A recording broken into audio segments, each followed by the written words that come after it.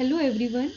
आज हम class 11th का सेकंड चैप्टर स्टार्ट करने जा रहे हैं human ecology and family science में मानव पारिस्थितिकी और परिवार विज्ञान, जो कि होम साइंस का नया नाम है। इसका सेकंड चैप्टर स्टार्ट करने जा रहे हैं स्टूडेंट्स। इस सेकंड चैप्टर का नाम है स्वयं को समझना। इसे 3 पार्ट में रखा गया है। आज हम पार्ट ए करने जा रहे हैं जिसका नाम है स्वयं को समझना। अब स्टूडेंट्स, हम यहाँ पे सबसे पहले लर्निंग ऑब्जेक्टिव्स की बात करेंगे कि किस आधार पे इस चैप्टर को बनाया गया है और इस चैप्टर को पढ़ने के बाद हमें कौन सी जानकारी प्राप्त होगी। तो पहला पॉइंट है, फर्स्ट ऑब्जेक्टिव इज स्वयं को जानने का महत्व तथा स्वयं की सकारात्मक अनुभूति के विकास के महत्व का विवेचन करने में सक्षम हो पाएंगे कि सबसे पहले स्वयं को जानने की इम्पोर्टेंस क्या है, क्यों प्रत्येक व्यक्ति को स्वयं को जानना जरूरी है। क्योंकि जब हम अपने बारे में, अपनी अच्छाइयों के बारे में, अपनी पॉजिटिविटी के बारे में जानेंगे तो हम हर कार्य को आसानी से कर सकेंगे तथा स्वयं की सकारात्मक अनुभूति के विकास के महत्व की विवेचना करना। यानी कि सकारात्मक अनुभूति क्या, कि हम अपने बारे में क्या सोचते हैं, हम अपने आप को किस कल्पना में रखते हैं और उस कल्पना के आधार पर हम क्या कार्य करते हैं। वो सारी सकारात्मक अनुभूति, जो पॉजिटिविटी है, जो क्वालिटी है, जो स्किल्स हैं, उसको जानना। और उसको जानने का क्या महत्व है कि उसको जानने के बाद हम स्वयं की पहचान कर सकेंगे और समाज में अपना स्थान बना सकेंगे। सेकेंड पॉइंट है, उन कारकों की सूची बनाने में जो स्वयं की पहचान तथा स्वयं के विकास पर प्रभाव डालते हैं। अब वो कौन से कारक हैं? वो अपनी स्वयं की पहचान बनाना। और यह पहचान कहाँ बनाई जाती है? अपने परिवार में, अपने समुदाय में यह पहचान बनाई जाती है। और यह पहचान किस प्रकार से बनती है? यह पहचान व्यक्तिगत पहचान के रूप में और सामाजिक पहचान के रूप में, जिसका कि हम आगे अध्ययन करेंगे। थर्ड पॉइंट है, यह विश्लेषण करने में कि किशोरावस्था में स्वयं की पहचान तथा उसके विकास के लिए स्वयं को जानना महत्वपूर्ण क्यों है।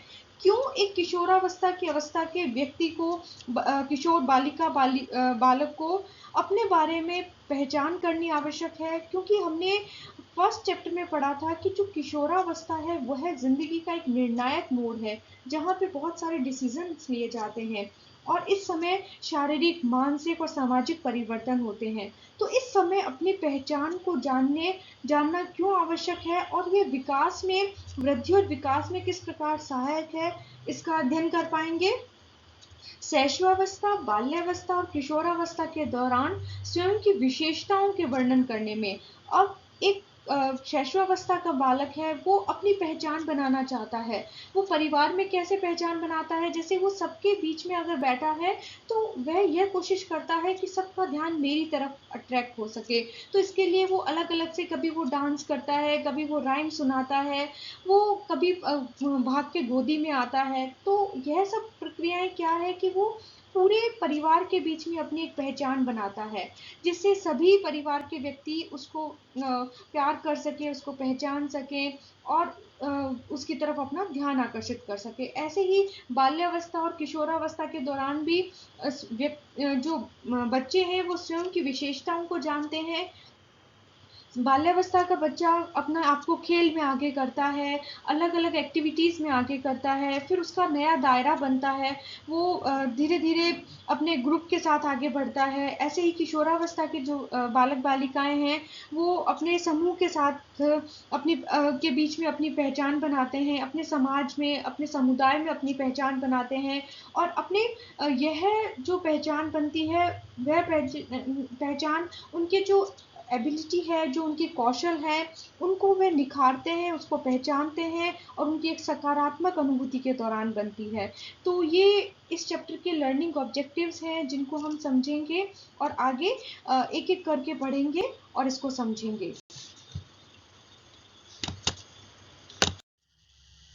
स्टूडेंट्स, यहाँ पे हमारा फर्स्ट क्वेश्चन बनता है कि स्वयं क्या है, परिभाषित कीजिए। स्वयं का अर्थ है यह अनुभव करना कि हम कौन हैं और कौन कौन सी बातें हमें अन्य लोगों से भिन्न बनाती है। जैसे कि वृद्धि और विकास, ग्रोथ एंड डेवलपमेंट का एक प्रिंसिपल है कि हर व्यक्ति के अंदर एक व्यक्तिगत विभिन्नता पाई जाती है। मतलब प्रत्येक व्यक्ति किसी न किसी कारण से दूसरे व्यक्ति से अपने आप को भिन्न किए हुए है, अलग किए हुए है और अलग विशेषता लिए हुए है। तो इस विशेषता को अनुभव करना कि मैं कौन हूँ और मेरे अंदर कौन सी विशेषताएं हैं जो कि मुझे अन्य लोगों से अलग कर रही है। जैसे कि घर के अंदर भाई बहन होते हैं, उसमें दोनों की क्वालिटीज अलग अलग होती है। कोई पढ़ाई में बहुत इंटेलिजेंट है तो कोई खेलों में बहुत आगे है, कोई डांस में होशियार है तो कोई एक्सरसाइज करने में है, किसी में बात करने का अलग तरीका है। तो ये हर एक पॉइंट दूसरे जने से उसे अलग करते हैं। तो स्वयं का अर्थ है कि अपने आप को अनुभव करना, अपने आप को पहचानना कि मैं कौन हूँ और कौन सी बातें हैं जो कि मुझे दूसरों से अलग करती है। इसका मैं एक एग्जांपल और देती हूँ। जैसे कि क्लास के अंदर फॉर एग्जांपल 60 बच्चा है, तो उन 60 स्टूडेंट्स के अंदर हर बच्चा अपने आप को अलग किए हुए होता है, यानी वो एक इंडिविजुअल डिफरेंस रखता है, वो एक व्यक्तिगत विभिन्नता रखता है। किसी बच्चे की राइटिंग बहुत अच्छी होती है तो किसी का समझने का तरीका बहुत अच्छा है, कोई खेल में आगे है तो कोई डांस में आगे है। इस प्रकार प्रत्येक बच्चा अलग अपनी एक विभिन्नता लिए हुए होता है। अब है कि किशोरावस्था की उम्र में बालक बालिकाएं अपने बारे में सोचना शुरू कर देते हैं कि हम कौन हैं, मुझे कौन सी बातें अन्य से भिन्न बनाती है। यहाँ पे अब किशोरावस्था की बात आ रही है तो सबसे पहले हमें किशोरावस्था को समझना जरूरी है। तो किशोरावस्था एक विकसित होने की अवस्था है जो कि बाल्यावस्था में व प्रौढ़ावस्था के बीच की अवस्था होती है और इस अवस्था में शारीरिक, मानसिक और सामाजिक परिवर्तन होते हैं। शारीरिक परिवर्तन जो होते हैं वो बॉयज में अलग हो रहे होते हैं, गर्ल्स में अलग हो रहे होते हैं। मानसिक परिवर्तन हो रहे होते हैं और मानसिक परिवर्तन इस बात पे निर्भर करते हैं कि उसे किस प्रकार का वातावरण दिया जा रहा है, कैसा परिवेश दिया जा रहा है। जिस परिवेश में बालक का वृद्धि और विकास होता है वैसे ही उसकी मानसिकता और सामाजिक परिवर्तन उसके अंदर होते चले जाते हैं।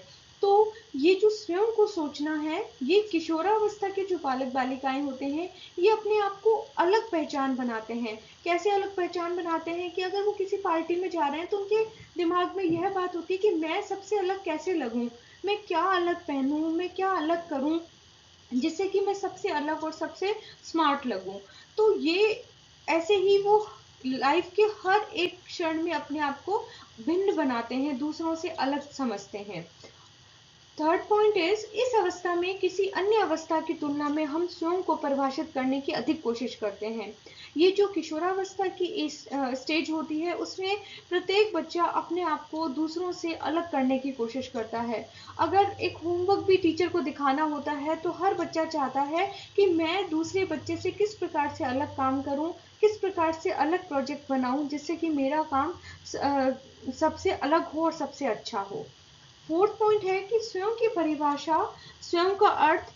अब हम इसकी डेफिनेशन क्या कह सकते हैं कि अनुभवों, विचार, सोच तथा अनुभूतियों का संपूर्ण रूप है जो स्वयं के विषय में है। अतः स्वयं हम हैं, यह स्वयं की अवधारणा की ही अभिव्यक्ति है। अर्थात कि अपने अनुभवों को जानना, अपने ऊपर विचार करना, अपनी समझ विकसित करना और अनुभूतियों का एक संपूर्ण रूप है। स्वयं जो है वो इन सभी एस्पेक्ट्स का एक संपूर्ण रूप है जो स्वयं के विषय में है। हर व्यक्ति अपने बारे में सोच रहा है, अपने ऊपर विचार कर रहा है और अपने अनुभवों से नया कुछ सीख रहा है। तो यह क्या है? यह स्वयं है। तो हम कह सकते हैं कि स्वयं हम खुद हैं और यह स्वयं की अवधारणा की अभिव्यक्ति है।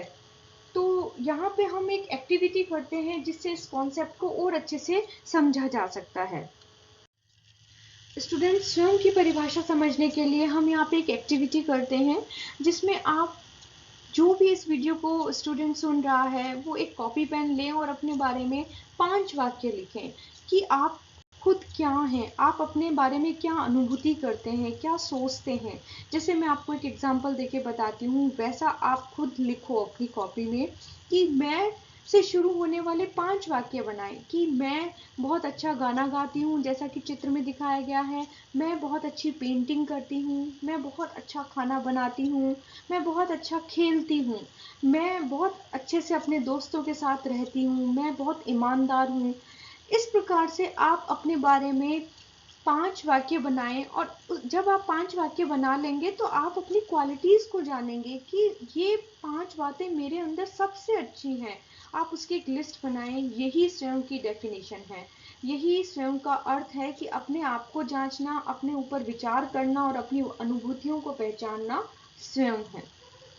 नेक्स्ट पॉइंट इज, स्टूडेंट्स जब आप ये एक्टिविटी करेंगे तो आप अपने बहुत सारे अनुभूतियों को जानेंगे। आप अपनी सकारात्मक अनुभूतियों को जानेंगे, जैसे कि हम इन सकारात्मक अनुभूतियों को स्वयं के आयाम कहेंगे। जैसे इसे 4 भागों में बांटा है हमने। पहला है व्यक्तित्व के बारे में जानेंगे, यानी आप अपनी पर्सनालिटी के बारे में जानेंगे। आप क्या महसूस करते हैं, आपका अपने आप को महसूस करना, अपने बारे में सोचना, आपका बैठना, उठना, चढ़ना, फिरना, अपनी पर्सनैलिटी को दूसरे व्यक्ति के सामने प्रदर्शित करना, तो आप अपने बारे में जानेंगे। दूसरा आयाम है व्यक्तियों से संबंध। आपका किसी व्यक्ति के साथ क्या संबंध है, जैसे आपकी, मैं अपने मदर को बहुत प्यार करती हूँ, मैं अपने फादर को का बहुत रेस्पेक्ट करती हूँ, यानी ये जितने भी आयाम हैं ये आपके संबंध को बताता है दूसरे के साथ में, आपके परिवार के साथ आपके संबंध को प्रदर्शित करता है। मेरे स्कूल में मेरे बहुत अच्छे फ्रेंड्स हैं, मेरे अपने दोस्तों के साथ बहुत अच्छी बनती है। मैं अपने दोस्तों के साथ, जहाँ मैं से शब्द शुरू होता है, यानी आप अपने बारे में सोच रहे हैं, आप अपने बारे में विचार कर रहे हैं, तो ये जो एक्टिविटी है ये बहुत अच्छी है। मैं हर स्टूडेंट से कहूँगी कि वो इस एक्टिविटी को करें और अपने बारे में जानने की कोशिश करें, तो ये पूरा चैप्टर आपको इजीली समझ में आ जाएगा। उसके बाद आप खुद इस एक्टिविटी के दौरान इन आयामों को अलग करना कि कौन से ऐसी चीज़ें निकल के आई है जो आपके व्यक्तित्व को प्रदर्शित करती है, कौन सा ऐसे पॉइंट्स निकल के आए हैं जो आपके समाज के साथ, परिवार के साथ अच्छे संबंधों को बताते हैं, जो कि सेकंड पॉइंट में आएगा, व्यक्तियों से संबंध। तीसरा है मानसिक क्षमताओं के बारे में। आप जान पाएंगे कि मैं बहुत अच्छा गाती हूँ, मैं बहुत इंटेलिजेंट हूँ, मैं क्लास में फर्स्ट आती हूँ। तो ये आपकी मानसिक क्षमताएं हैं, आप क्या सोच रहे हैं, आप पूरी क्लास से किस प्रकार से अलग हैं, आपके अंदर कौन सी क्वालिटीज़ हैं, कौन से कौशल हैं जिसके कारण आप उस पूरे समुदाय से बिल्कुल अलग हैं। फोर्थ आयाम है अनुभूतियों और भावनाओं के बारे में जान पाएंगे। आप दूसरों के बारे में क्या सोचते हैं, आप अपने बारे में क्या सोचते हैं, आप अपनी भावनाओं के बारे में, जैसे मैं बहुत ईमानदार हूँ, मैं बहुत खुश रहती हूँ, मैं हर पल को एंजॉय करती हूँ, तो ये सब आपकी भावनाएं हैं जिनको आप लिखेंगे, आप महसूस करेंगे, फिर इसको आप अलग अलग बांटना कि कौन से आयाम में आपकी कौन से एक्टिविटी आती है, सॉरी एक्टिविटी नहीं, कौन सा पॉइंट आता है, तो आप अपने बारे में जानेंगे, जिससे आपको ये चैप्टर पूरा अच्छे से समझ में आएगा। अब इन आयामों के आधार पर हम कह सकते हैं कि व्यक्तित्व और सामाजिक रूप से यह स्वयं के विभिन्न आयाम हैं। आप स्वयं से जुड़े हैं, आप अन्य व्यक्तियों से जुड़े हैं। सामाजिक और व्यक्तिगत संयोग, समर्थन और एकता व्यक्तिगत स्वयं के पक्ष हैं जिनसे केवल आप जुड़े हैं। अब आप जिनको पसंद कर रहे हैं, परिवार को पसंद कर रहे हैं, तो आप व्यक्तिगत रूप से परिवार के साथ संयोग कर रहे हैं, उनके साथ रह रहे हैं, उनके प्रत्येक काम का समर्थन कर रहे हैं, और एक एकता की भावना आपके अंदर आ रही है कि हमारा परिवार एक है, हम एक साथ मिलजुल कर रह रहे हैं। मैं अपने भाई बहनों के साथ बहुत प्यार से रहती हूँ। तो ये सब पॉइंट हैं जो कि आपके व्यक्तिगत पक्ष को उजागर करते हैं। दूसरा पॉइंट है सामाजिक।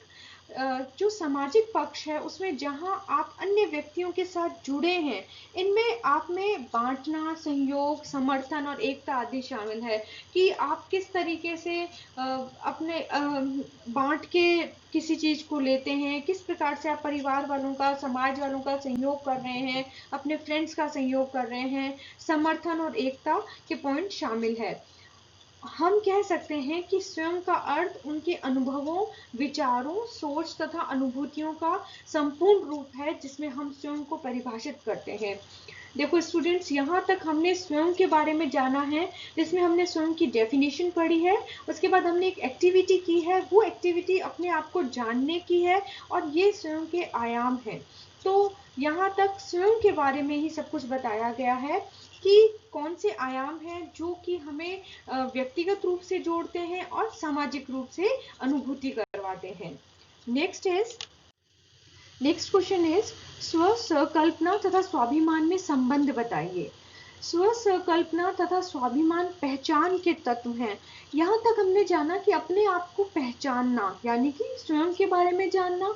तो स्व संकल्पना एक व्यक्ति का विवरण है, मैं कौन हूँ, इस बात की संकल्पना में हमारी विशेषताएं, अनुभूतियां और विचार और हम क्या करने में सक्षम है शामिल होता है। यानी कि अपने आप को पहचानना और अपनी एबिलिटीज को पहचानना, अपने कौशल को जानना, अपने स्किल्स को जानना कि मैं क्या कर सकती हूँ, मैं बहुत अच्छा क्रिकेट खेल सकती हूँ, मैं बहुत अच्छी स्विमिंग कर सकती हूँ, यानी हम अपनी क्षमताओं को जानते हैं। तो ये जो क्षमताएं हैं वो एक स्वाभिमान का पक्ष है। ठीक है, हम अपने बारे में क्या सोचते हैं वो हमारा स्वाभिमान है। और अगर हम इसे दूसरी भाषा में कहें कि स्वाभिमान हमारा सेल्फ इवेल्युएशन है, यानी कि स्वयं मूल्यांकन है। इन सभी पहलुओं को जानकर, यानी अपनी पहचान को जानकर, अपने बारे में जानकर, अपनी विशेषताओं के बारे में, अपनी एबिलिटी के बारे में, अपने कौशल के बारे में जान के हम अपने आप का मूल्यांकन करते हैं। तो इस प्रकार स्व संकल्पना और स्वाभिमान में रिलेशनशिप है। नेक्स्ट क्वेश्चन इज स्टूडेंट्स, यहाँ पे एक सेकंड एक्टिविटी है जिसे आप करना। यह है कि क्या आप वह व्यक्ति हैं जो 5 साल पहले थे, इस विषय पर अपने विचार लिखें तथा उनके कारणों के बारे में जानें। अब आप इसमें स्वयं के बारे में सोच रहे हैं कि मैं आज जो हूँ, क्या मैं 5 साल पहले ऐसी थी? तो अब इसका आंसर क्या होगा, मैं थोड़ा सा हिंट दे रही हूँ, उसके बाद आप इस काम को अपने आप करना, तो आपको ये पूरा चैप्टर बहुत अच्छे से समझ में आ जाएगा। आपके अंदर बहुत से शारीरिक परिवर्तन हुए हैं, क्योंकि जैसे जैसे हमारा वृद्धि और विकास होता है वैसे वैसे हमारे शरीर में फिजिकल चेंजेस आते रहते हैं। हर दिन हमारी लंबाई में वृद्धि होती है, हमारे शरीर में वृद्धि हो रही है, हम व्यक्तिगत परिवर्तन आए हैं, पहले के मुकाबले आप अधिक लोगों को जानने लगे हैं। यानी शारीरिक परिवर्तन तो आए हैं, इसके साथ हमारा सामाजिक दायरा बढ़ा है, हमारी पर्सनैलिटी में चेंज हुआ है, हमारे व्यक्तित्व में चेंज हुआ है। अब आपकी बात को लोग ज़्यादा समझने लगे हैं और उस पर प्रतिक्रिया करने लगे हैं। जैसे बच्चा छोटा होता है तो हम उसकी बात को यह कह देते हैं, नहीं अभी तुम छोटे हो, अभी उस बात की उतनी वैल्यू नहीं होती। पर जैसे जैसे बच्चा बड़ा होना शुरू हो जाता है, उसका वृद्धि और विकास होता है, तो हम उसकी बातों को वेटेज देना शुरू कर देते हैं, उसकी बातों को घर में लागू करना शुरू कर देते हैं। उसका क्या इंटरेस्ट है, उसकी क्या एबिलिटी है, हम उन्हीं चीज़ों को आगे बढ़ाने की कोशिश करते हैं। जैसे कोई बहुत अच्छी सिंगर है तो हम चाहते हैं कि बच्चा और अच्छी सिंगिंग करे और अच्छा गाना गाए, तो हम उसको हेल्प करते हैं, हम उसकी मदद करते हैं उस पहचान को बनाने के अंदर। जो उसकी क्वालिटी है हम उसकी पहचान बनाने की कोशिश करते हैं। तो ये परिवर्तन आता है। तो आप लोग अपने बारे में सोचिए कि आपके अंदर क्या परिवर्तन आए हैं, पहले 5 साल में आप क्या थे और अब 5 साल बाद आप अपने बारे में सोचें, अपने स्वयं को पहचानें, अपनी पहचान बनाएं। आप ये एक्टिविटी करें स्टूडेंट्स, आपको ये चैप्टर और ज़्यादा क्लियर हो जाएगा। नेक्स्ट क्वेश्चन जो है वो सेकंड एक्टिविटी से ही रिलेटेड है। पहचान किसे कहते हैं, व्यक्तिगत और सामाजिक पहचान की परिभाषा बताइए।